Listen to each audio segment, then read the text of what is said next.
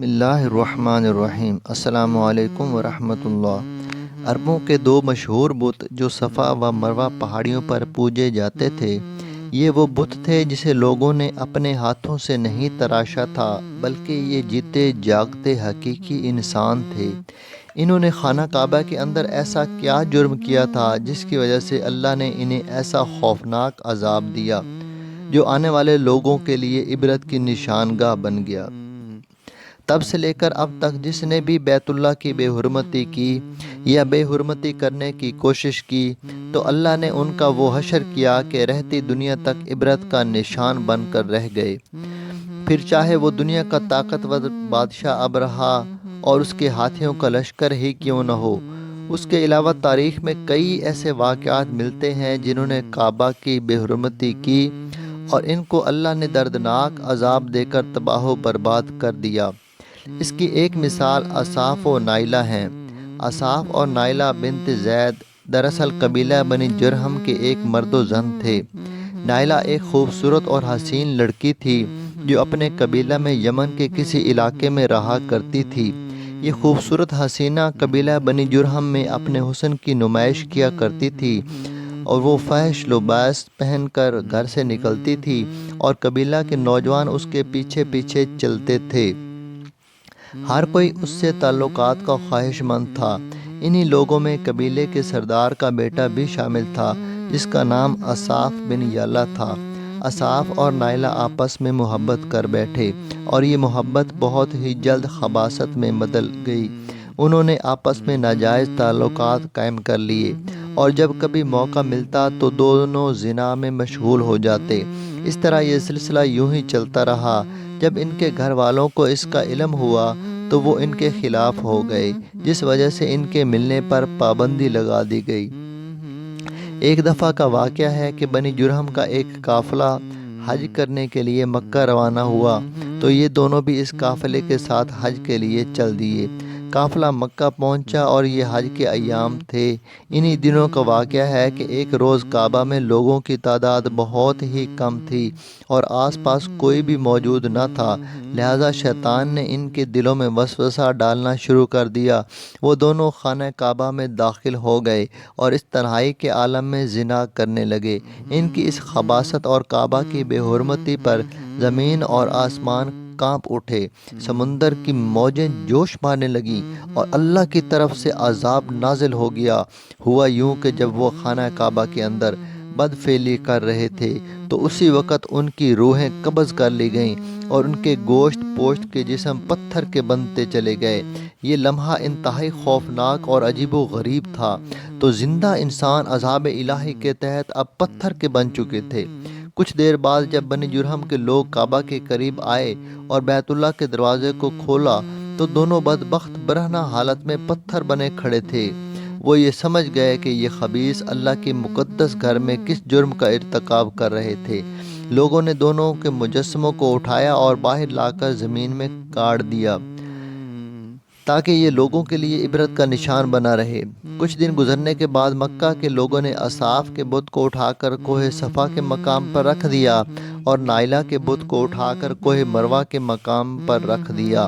صفا و مروہ دراصل دو پہاڑیوں ہیں جو حرم کعبہ کے بالکل قریب ہی ہیں۔ انہی دو پہاڑیوں پر چڑھ کر اور چکر لگا کر بی بی ہاجرہ علیہ السلام نے اس وقت پانی کی تلاش کی تھی جب حضرت اسماعیل علیہ السلام شیر خوار بچے تھے اور پیاس کی شدت سے بے قرار ہو گئے تھے۔ اس لیے زمانہ قدیم سے یہ دونوں پہاڑیاں بہت مقدس مانی جاتی تھیں اور حاجی ان پر چڑھ کر بڑے احترام اور جذبہ عقیدت کے ساتھ طواف کیا کرتے تھے۔ جب اصاف اور نائلہ کے بت کو صفا و مروہ پر رکھا گیا تو ان کی سزا یہ تجویز کی گئی کہ جو شخص بھی صفا و مروہ پر جائے وہ ان دونوں بتوں کو ایک ایک جوتا مارے۔ ایک دو نسلوں تک تو یہ عمل جاری رہا، پھر لوگوں نے انہیں جوتوں کی بجائے تھپڑ مارنا شروع کر دیے اور کچھ نسلوں بعد لوگ انہیں صرف ہاتھ لگایا کرتے تھے۔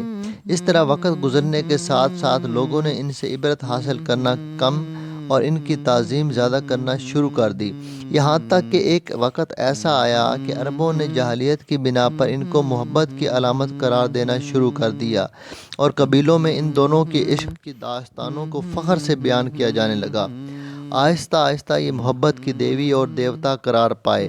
5ویں صدی تک اساف اور نائلہ کے اس بت کو عربوں کے بڑے بتوں میں شمار کیا جاتا تھا، جن کے آگے لوگ سجدہ کیا کرتے تھے اور قربانی بھی چڑھاتے تھے۔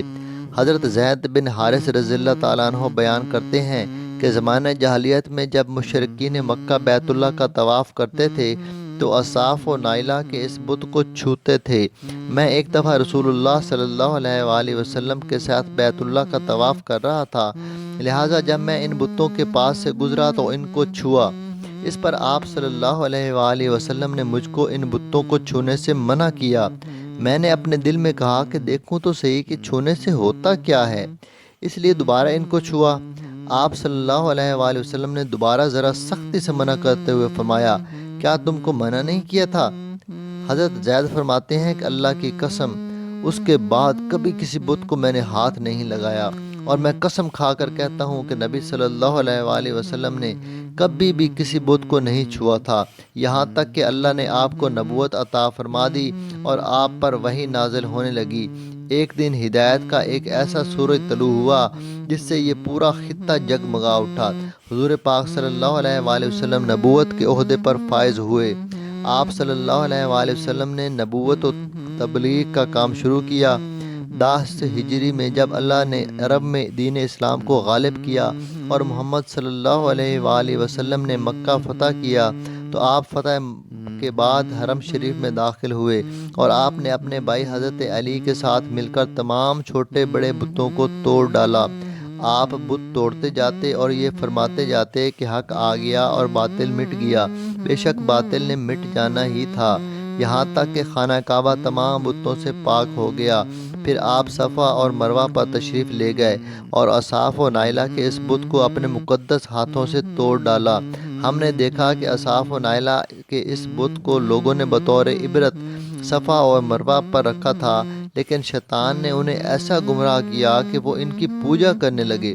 صرف یہی نہیں بلکہ زنا جیسے بدترین جرم جیسے کعبہ شریف کے اندر کیا گیا تھا، لوگ اس داستان کو فخر کے طور پر بیان کرنے لگے۔